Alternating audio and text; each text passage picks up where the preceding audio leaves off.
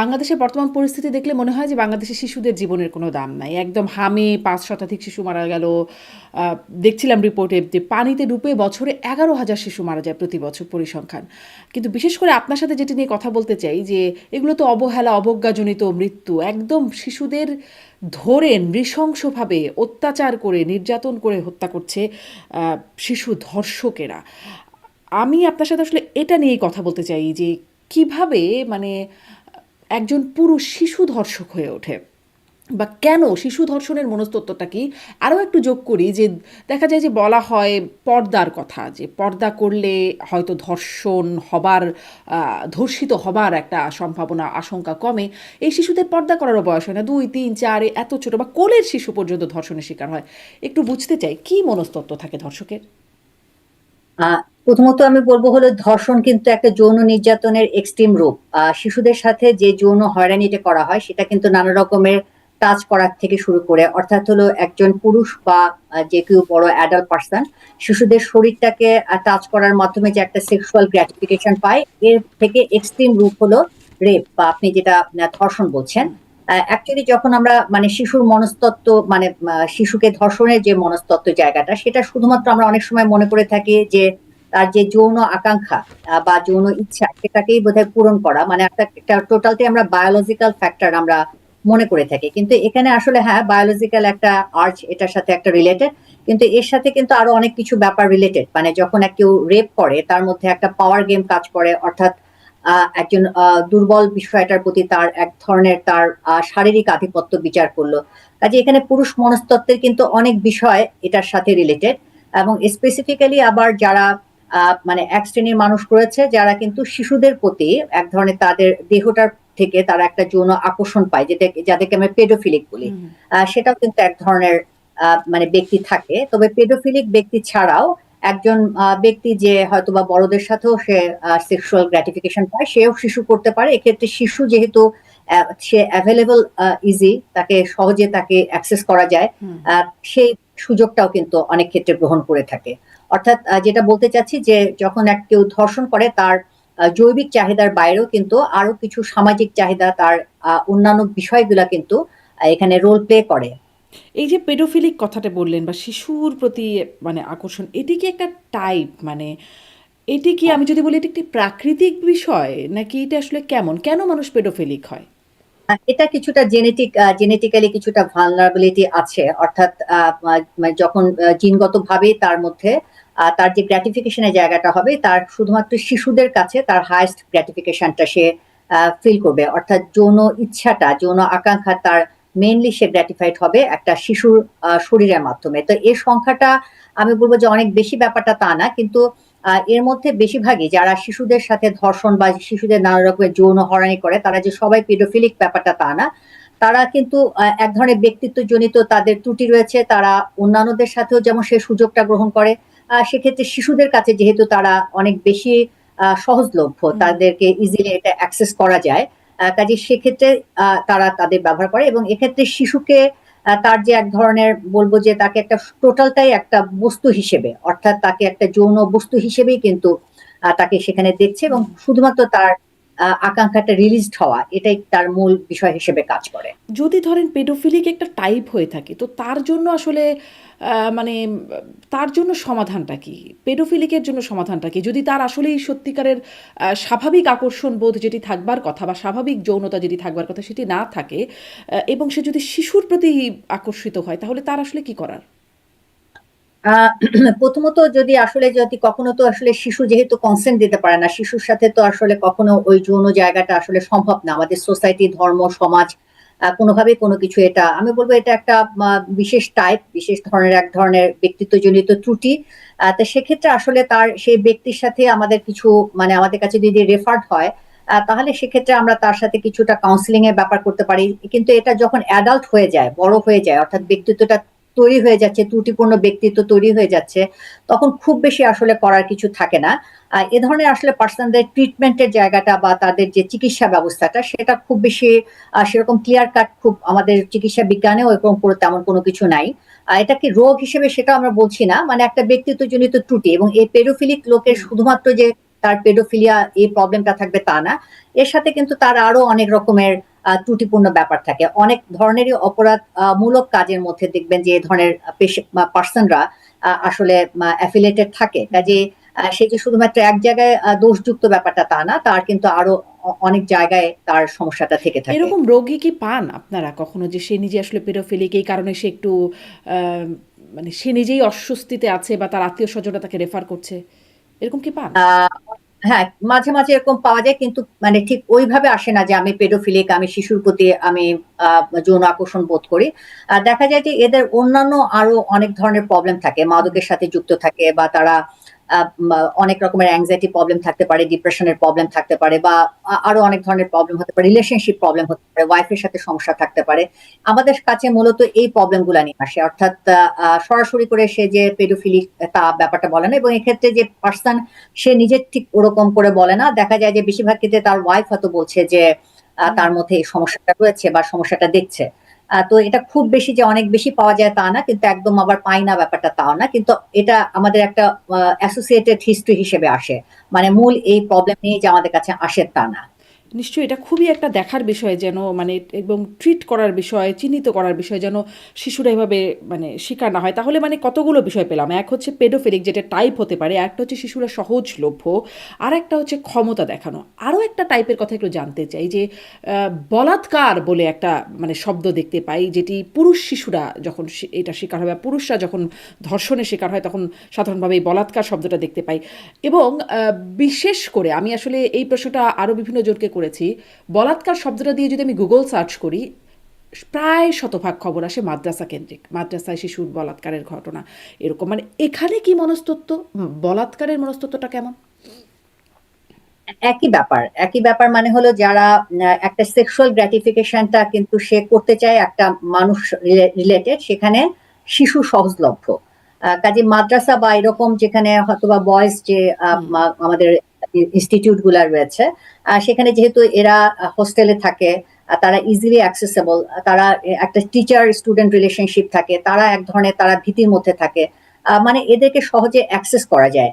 Actually এই যে অ্যাক্সেসের ব্যাপারটা বলছি, আমি বলবো শুধুমাত্র মাদ্রাসা, বা আমরা যদি খুব আলাদা করে টাইপ করে ফেলি বা এটাকে আলাদা মানে মনে করি যে এখানে হচ্ছে, এটা বোধহয় খুব বেশি ব্যাখ্যাটা নিশ্চয়ই, সঠিক হ্যাঁ। হবে না। হুম। এখানে মূল ব্যাপারটা আসলে হয় হলো যেখানে সহজে অ্যাক্সেসেবল। হুম। সবচেয়ে যেটা খুব দুঃখজনক, যেটা অনুচ্চারিত, বাচ্চারা সবচাইতে যৌন হয়রানির শিকার হয় কিন্তু আত্মীয় স্বজনের দ্বারা, এবং সেটা সবচাইতে কাছের মানুষের দ্বারা, হুম। বিশেষ করে মামা, চাচা, খালু, হ্যাঁ, বা একেবারে খুব যারা নিকট আত্মীয়, এদের মধ্যে কিন্তু এদের দ্বারাই বেশি হয়, এবং এগুলা বেশিরভাগ ক্ষেত্রে আমাদের একদম আনরিপোর্টেড থাকে। অনেক ক্ষেত্রে প্যারেন্টসরা এটা বিশ্বাসই করে না, প্যারেন্টস এর কাছে বললেও হয়তো বা সেটা তারা সেটা ঠিক গ্রহণযোগ্যতা অনেক সময় পায় না, বিশ্বাসও করে না অনেক ক্ষেত্রে, বা তারা জানলেও জিনিসটা আর সামনে আনে না, এবং এটা কিন্তু একদম বলবো যে মিডিয়া বা সবকিছু থেকে আন্ডার রিপোর্টেড, এবং অনেক ক্ষেত্রে এটা কিন্তু হয়তো রেপের মতন কিছু না হলেও এক ধরনের ম্যানিপুলেশনের ব্যাপার হয়, যেটা এই ট্রমাটা তারা অনেকদিন ধরে বহন করে নিয়ে আসে। এদের কিন্তু একটা সিগনিফিকেন্ট অংশ পরবর্তীকালে মানসিক নানা রকমের জটিলতার মধ্যে ভুগে, এবং আমরা যখন হিস্ট্রি নিতে যাই তখন কিন্তু আমরা দেখি যে আমরা তাদের ছোটবেলায় একটা চাইল্ড অ্যাবিউজের হিস্ট্রি ছিল, এবং বেশিরভাগ ক্ষেত্রে কিন্তু এই অ্যাবিউজটা হয়ে থাকছে হলো আত্মীয় স্বজন বা কাছের মানুষদের কাজে। এই আত্মীয় স্বজন বা কাছের মানুষ কিন্তু করতে পারছে এজন্য যে এই বাচ্চাগুলা তারা যেহেতু তার প্যারেন্টসরা তাকে সহজে বিশ্বাস করছে, তারা হুম। সহজে অ্যাক্সেস করতে পারছে তাকে, এবং অনেক ক্ষেত্রে আদরের নাম করেই হুম। আস্তে আস্তে করে তারা এই শিশুর শরীরের মানে সে গ্রহণযোগ্যতাটা বা অ্যাক্সেসিবিলিটিটা নেয়।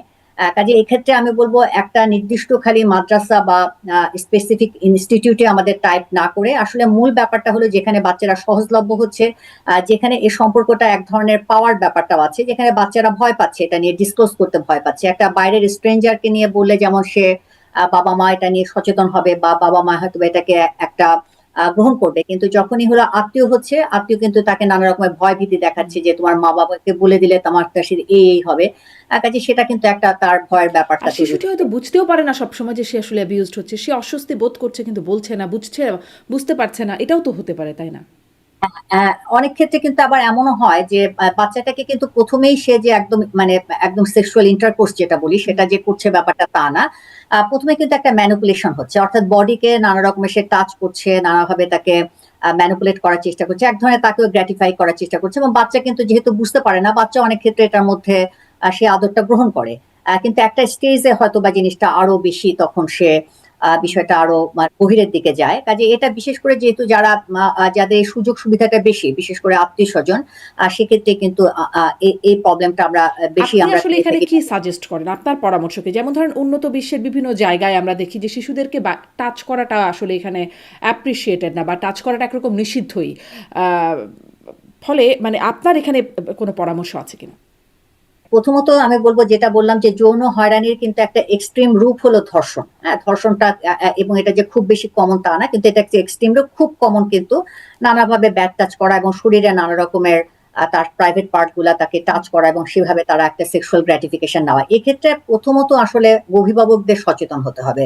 একদম ৩-৪ বছর বয়স থেকে যখন বাচ্চা নিজের বডি সম্পর্কে অ্যাওয়ার হয়, বাচ্চাকে কিন্তু নিজের বডি পার্টস গুলা তাকে যেমন চেনাতে হবে এবং প্রাইভেট পার্ট গুলা তাকে বলতে হবে। এবং প্রাইভেট পার্টের তার যেমন বাটক, নিপল, হ্যাঁ, তার যে লিপস, ঠোঁট, এই যেগুলা যে তার খুবই একান্ত নিজের, এবং এগুলা শুধুমাত্র বাবা মা এবং প্রয়োজনে ডক্টর বা নার্স এরা ছাড়া যে কেউ টাচ করতে পারবে না। এটা একান্তই তাদের নিজস্ব জিনিস, নিজস্ব শরীর, এবং এটা একটা মানে এটা অন্যরা যে টাচ করতে পারবে না, এটা তাকে যেমন হলো বাচ্চাকে আলাদা করে বলা।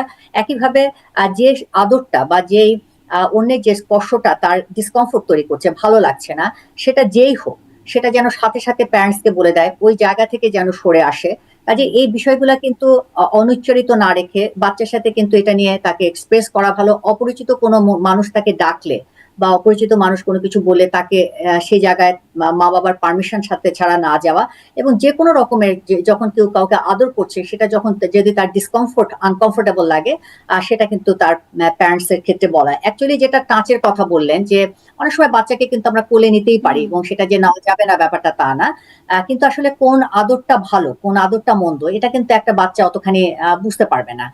তো সেক্ষেত্রে যদি আগে থেকে বাবা মা অন্তত এটা যে যে আদরটা তোমার কাছে আনকমফোর্টেবল লাগছে, যেটা অস্বস্তিকারক লাগছে, সেটা সাথে সাথে সেখান থেকে সরে আসা, আমাকে সাথে সাথে বলা, এবং যে কোনো প্রয়োজনে, যে কোনো সময়, যে কোনো অভিযোগে যে আমি তোমার পাশে আছি, আমি তোমাকে সবসময় সাহায্যের জন্য আছি, এটাও বাবা মার অ্যাসিওর করা। অনেক ক্ষেত্রে কিন্তু সন্তানরা বলে না যে বাবা মা বকা লাগাবে বা ভয় পাবে, বা কোনো একটা এই ধরনের যারা নির্যাতনকারী তারা সাধারণত কিন্তু বলে থাকে যে এটা বলে দিলে তোমাকে কিন্তু আমি, বা তোমার বাবা মার ক্ষতি হবে, বা তোমাকে আমি কোনো মানে ক্ষতি করব। এটাও বাবা মার কিন্তু কিছুটা বলে দেওয়া, যে যে আদর করে বা তোমাকে স্পর্শ করে এ ধরনের কথা বলবে, বা যে বড়রা যে কোনো ধরনের কাজে বা যে কোনো ধরনের আচরণে যখন বলবে যে বাবা মাকে বলো না, সেটা সেটা ভালো না আর কি। তো এই ইনফরমেশন গুলা বাচ্চাকে ছোটবেলা থেকে আসলে দেওয়াটা প্রয়োজন। কারণ আমরা আসলে এ ধরনের ধর্ষণের পরে আমরা বিচার ব্যবস্থার কথা বলি, আমরা সোসাইটি চেঞ্জ করার কথা বলি, আমরা তাদের তাদের বলবো যে আমাদের মূল্যবোধ বাড়ানোর কথা বলি, কিন্তু এটা তো আসলে অনেক রিমোট, এটা আমাদের হাতে নেই। আমাদের প্রথম যদি আসলে এটা প্রতিরোধ করতে হয়, আমাদের প্রথমে এটা মানে যেটা সচেতন হতে হবে প্যারেন্টসকে। এবং এ ধরনের ঘটনা ঘটলেই যে একদম মানে বাচ্চাটা কে কিভাবে আমরা ম্যানেজ করব, কিভাবে আমি হ্যান্ডেল করব, সেটা যদি প্রপারলি তাকে বিষয়টাকে কোপ আপ করতে সাহায্য করে সহজভাবে, তাহলে কিন্তু এটা ট্রমা হিসেবে থাকে না। আচ্ছা। এবং দেখা গিয়েছে যে বাচ্চারা অনেক ইন্ট্রোভার্ট, যে বাচ্চারা কারোর সাথে মিশে না। অনেক সময় বাবা মারা যেটা করে যে বাচ্চাদের কিন্তু এই অহেতুক ভয়ের জন্য, এই যৌন হয়রানি বা যা নানা ধরনের একটা ভীতির জন্য বাচ্চাকে কিন্তু অন্যদের সাথে মিশতে দিচ্ছে না, বাইরে যেতে দিচ্ছে না, মানে তাকে অনেকখানি আটকে রাখছে। এটা কিন্তু বাচ্চার মেন্টাল হেলথের জন্য আরো খারাপ। কারণ এই বাচ্চাগুলা যখনই বাচ্চা অন্য কারোর সাথে মিশতে পারছে না, ইন্টারাকশন করতে পারছে না, বাচ্চাদের সামাজিক দক্ষতা কম হয়, বাচ্চার মধ্যে আত্মবিশ্বাস কম হয়। কাজে এ ধরনের ইনসিডেন্ট যদি কখনো ঘটেও থাকে, তখন কিন্তু সেটা হ্যান্ডেল করতে পারে না, এবং সে বাচ্চারাই কিন্তু বেশি ভিকটিম, যারা বেশি হলো আসলে খুব ঘর কেন্দ্রিক, মানে যে বাচ্চা কারোর সাথে মিশছে না, যে বাচ্চাকে আটকে রাখছে। কারণ এই বাচ্চাটা তো অত এক্সপোজার নাই, এ ধরনের যখন বিষয়গুলো সে এক্সপোজড হয় বা এই ধরনের এক্সপেরিয়েন্স গুলো হয়, সে বাচ্চাটা কিন্তু বুঝে উঠতে পারে না, কারণ ও তার তো ঠিক মানুষের সাথে এক ধরনের মেলামেশার ব্যাপারটা সুযোগ নেই। কাজে তারা বেশি অ্যাবিউজড হয়। আচ্ছা, এটা বেশি এটাও একটু শুনতে চাই আপনার কাছে যে যারা আসলে অ্যাবিউজড হয় বা বিকৃত যৌনাচারের শিকার হয় ছোটবেলায়, তাদের কি বড় হয়ে, আপনি বলছেন তারা বড় হয়ে অনেক রকম মানসিক সমস্যা থাকে, তাদের মধ্যেও কি এই বিকৃতি আসতে পারে? মানে যারা নিজেরা ভিকটিম তারা পরবর্তীতে আহ, নিজেরা আসলে ধর্ষকের জায়গায় চলে যাচ্ছে বা অ্যাবিউজারের জায়গায়, এরকমটা কি হয়? অনেকগুলা ব্যাপার হয়। প্রথমত মানে এটা তো আসলে একটা বড় ধরনের স্ট্রেস বাচ্চার জন্য, এবং এটা এমন একটা ঘটনা যেখানে আমাদের সামাজিক, ধর্মীয় বা কোনো কিছু থেকে আমাদের এটার সাথে পারমিট করে না, যেটা আসলে বাচ্চারা বড় হয়ে আস্তে আস্তে শিখে। অনেক ক্ষেত্রে ছোটবেলায় এ ধরনের ঘটনার মধ্যে দিয়ে যে যখন যায়, সে যে শারীরিক খুব কষ্ট পায়, অনেক ক্ষেত্রে এরকম কিন্তু হয় না, এবং হয়তোবা সে এটার মধ্যে অনেকখানি ঢুকে গেছে, কিন্তু একটা স্টেজে সে একটু বড় হওয়ার পরে বুঝে যে তারা আমার সাথে, আরেকজন আমার সাথে অন্যায় করেছে। কাজে এই যে স্ট্রেস, এই স্ট্রেসটা কে কিভাবে হ্যান্ডেল করছে, কোপ আপ কিভাবে করছে, তার উপরে এটা ডিপেন্ড করে। যদি দেখা যায় যে সে খুব মোটামুটি এটা ভালোভাবে কোপ আপ করতে পারছে, এটাকে ঠিক মতন করে সে মানিয়ে নিতে পারছে, কিন্তু এটা আসলে ডিফিকাল্ট, কারণ সে আসলে অনেক ছোট থাকে, তার অতখানি মানসিক পরিপক্কতা থাকে না। তাহলে কিন্তু আসলে প্রবলেমটা তেমন হয় না। কিন্তু সে যদি কোপ আপ করতে না পারে, হ্যান্ডেল করতে না পারে, এই এই যে মিস হ্যান্ডলিং, অর্থাৎ আমি ঠিক মতো করে জিনিসটাকে মানিয়ে নিতে পারলাম না, এটা নানা রকমেরই হতে পারে। অনেক ক্ষেত্রে দেখা যায় যে তার অ্যাংজাইটি হচ্ছে, ট্রমা হচ্ছে, পুরুষদের প্রতি এক ধরনের বিষয় আসলে কেন হচ্ছে এবং এটির প্রভাব কি? একটা হলো যখন আসলে ডেফিনেটলি আমাদের কিন্তু এক ধরনের সাংস্কৃতিক বা সামাজিক মূল্যবোধ আছে, এবং আমরা কিন্তু আমাদের সোসাইটিটা এমন, আমাদের বড়দের আমরা শ্রদ্ধা করি, আমাদের মানে ভাই বোনদের সাথে আমাদের একটা একটা সম্মানজনক সম্পর্ক আমাদের আছে। তো সেক্ষেত্রে আসলে এ ধরনের গালাগালি তো ডেফিনেটলি আমাদের পারস্পরিক যে সম্মান, সেটা কিন্তু আমাদের নষ্ট হয়, এবং অন্যের সাথে যে আমাদের এক ধরনের বলবো যে আমাদের যে সাংস্কৃতিক যে একটা মূল্যবোধ, এই মূল্যবোধে কিন্তু এই বাইরে অনেক সময় গালাগালি, এটাও কিন্তু একটা এম্পাওয়ারমেন্টের ব্যাপার থাকে, যে আমরা আমরা গালি দিলাম, হ্যাঁ, বা আমি খুব পাওয়ার, আমি শো করলাম, কিন্তু এই জিনিসটা আসলে আমাদের পারস্পরিক যে শ্রদ্ধার জায়গাটা, এটা কিন্তু এক ধরনের এটা এফেক্টেড হয়, এটা খুব একটা পজিটিভ জায়গা না। এবং যখন আমরা গালি দিচ্ছি, এটা কিন্তু যাকে আমরা গালি দিচ্ছি তার কিন্তু সেলফ এস্টিমটা আমার ব্যাহত হয়, এটা আসলে তার তার তার সাথে আমাদের সম্পর্ক, তার প্রতি আমাদের একটা রাগ তৈরি হয়, অ্যাগ্রেশন তৈরি হয়, পাল্টা আমরা আবার একটা গালি দিই। কাজে আমাদের কিন্তু পারস্পরিক যে সম্মানের জায়গাটা, শ্রদ্ধার জায়গাটা, সেটা কিন্তু ভীষণভাবে এফেক্টেড হয়, এবং এটা আমি মনে করি এই সংস্কৃতি থাকা উচিত না। এবং এক্ষেত্রে আর একটা জিনিসও বলা উচিত, যে আমাদের কিন্তু মিডিয়াতে অনেক সময় আমাদের এখনকার দেখি, যেটা আগে খুব একটা ছিল না, আমাদের নাটক, সিনেমা, ইভেন এটা বাইরের দেশেরও, আশেপাশের দেশেরও আমাদের কিন্তু সিনেমা, নাটকে এই গালিগালাজ গুলো এক ধরনের রিনফোর্সমেন্ট আমাদের চলে আসে। অ্যাকচুয়ালি অনেকদিন ধরেই কিন্তু এই জিনিসগুলো আমরা আমরা যেমন ছোটবেলা থেকে বড় হওয়া পর্যন্ত এই গালি জিনিসটা আমরা তেমন ভাবে দেখিনি, বা এটাকে খুব অনুচ্চারিত ব্যাপারে ছিল। কাজে যখন একজন আসলে, বিশেষ করে ইয়াং জেনারেশন যখন এই গালিগুলা দিচ্ছে, তারা কিন্তু একটা পাওয়ার শো করছে, এটা দিয়ে একটা মনে করছে যে এটা একটা আরেকজনকে আমি নিচু করে, ছোট করে, তাকে একটা বা একটা যৌন শব্দ ইউজ করছে, যেহেতু যৌনতা আমাদের সোসাইটিতে সাংঘাতিক সাপ্রেসড, আমাদের সোসাইটি এটা একেবারে অনুচ্চারিত, খুবই খারাপ, এটা নিয়ে একদম আমরা কথা বলতে আমরা রাজি না। কিন্তু আমরা যখন গালি দিচ্ছি, তখন কিন্তু যৌন শব্দ ব্যবহার করে আমরা দিচ্ছি, এবং সেটা কিন্তু আরেকজনকে আমরা ছোট করার জন্য দিচ্ছি।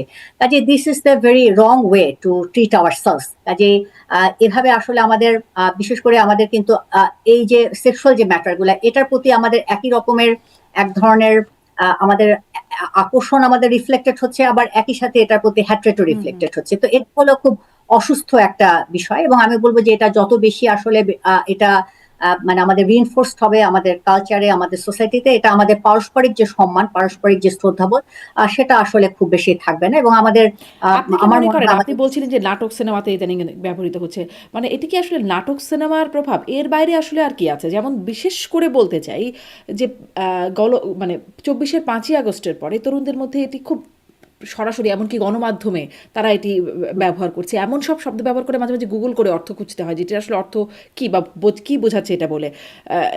এবং আমার সাথে এই প্ল্যাটফর্মে অনেকের কথা বলা, যারা আসলে রাজনীতিতে জড়িয়েছে, তাদেরকে আমি জিজ্ঞাসা করেছি, তারা বলছেন যে এটি একটা কুলনেস হিসেবে তারা চিন্তা করেন আর কি, গালিগালিজ করাটাকে। ফলে মানে এই তাদের এই ভাবাটা কেন বলে মনে হয়? এটাও কি নাটক সিনেমা ছাড়া আর কি কি প্রভাব থাকতে পারে বলে মনে হয়, এবং বিশেষ সময়ে এটির কেন এরকম বিস্তার হলো? না, এটা দেখেন যে যখন হলো একটা অপর পক্ষকে কিন্তু মানে হেনস্থা করার জন্য তাকে বলছে, হ্যাঁ, এবং অপর পক্ষকে হেনস্থা করার উদ্দেশ্যে কিন্তু একটা পাওয়ার শো করে বলছে।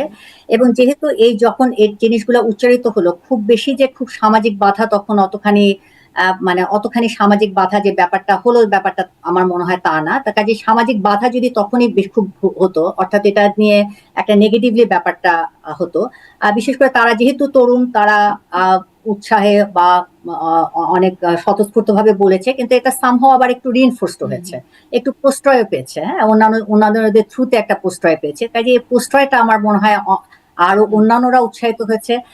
এবং যা কিছু সোসাইটিতে নিষিদ্ধ, সেই নিষিদ্ধ কাজটা যখন আমরা করি সেটা কিন্তু এক ধরনের উৎসাহ, এক ধরনের মনস্তাত্ত্বিক গ্র্যাটিফিকেশন আমাদের কাজ করে, যে আমরা মনে করলাম যে আমরা একটা সীমারেখা পার করলাম, কাজে সেটাও এক ধরনের শক্তি প্রদর্শন এই জায়গাটা। কিন্তু এই শক্তি আমি মনে করি এটা একটা ভুলভাবে প্রদর্শন করা। এটা আমাদের আসলে আবহমান কাল থেকে আমরা যে সংস্কৃতির মধ্যে দিয়ে আমরা আমরা আসলে পরস্পরের প্রতি শ্রদ্ধা, ভালোবাসা, আর এই সংস্কৃতির আবহাওয়ার মানুষ আমরা, কাজে সেটা থেকে আমার মনে হয় যে এ ধরনের একটা বিচ্যুত কাজ খুব বেশি এটা সঠিক না। মানে প্রশ্রয় যেন না পায়, উৎসাহিত যেন না হয়, সেটাও একটা খেয়াল রাখবার ব্যাপার এই দায়িত্বশীলদের। এই এই এই এই- এই খেয়ালটা কিন্তু রাখতে হবে আমাদের বড়দের, এই খেয়ালটা রাখতে হবে আমাদের মিডিয়ার লোকদের, এই খেয়ালটা রাখতে হবে আমাদের সোসাইটির অন্যান্য, পরিবারের অন্যান্য লোকদের। অর্থাৎ যখনই যে তরুণরা হয়তো বা না বুঝে অতি উৎসাহে ব্যাপারটা করছে, সেটা হয়তো তারা অত সিগনিফিকেন্স বা ইমপ্লিকেশনটা অত বুঝতে পারছে না। কিন্তু বাধাটা যেন আসে তার পরিবার থেকে, বাধাটা আসে তার সমাজ থেকে, বাধাটা আসে যেন মিডিয়া থেকে। নিশ্চয়ই।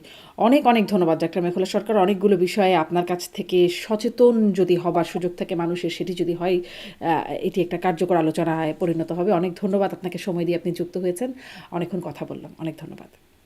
অনেক ধন্যবাদ দর্শক, এতক্ষণ সাথে থাকবার জন্য। আপনারা ভালো থাকবেন এবং নিশ্চয়ই শিশুদের বড় করার ব্যাপারে যেই পরামর্শগুলো আমরা শুনছিলাম, যে দায়িত্বশীলতা, যত্নবান হওয়া, সেটি নিশ্চয়ই আমরা সকলে হব। আমাদের পরবর্তী প্রজন্ম যেন এরকম মানে ভয়াবহ নৃশংস ধর্ষক বা নিপীড়ক হয়ে না ওঠে, সেটি আমাদের সবারই দায়িত্ব। নিশ্চয়ই। অনেক ধন্যবাদ যুক্ত থাকার জন্য।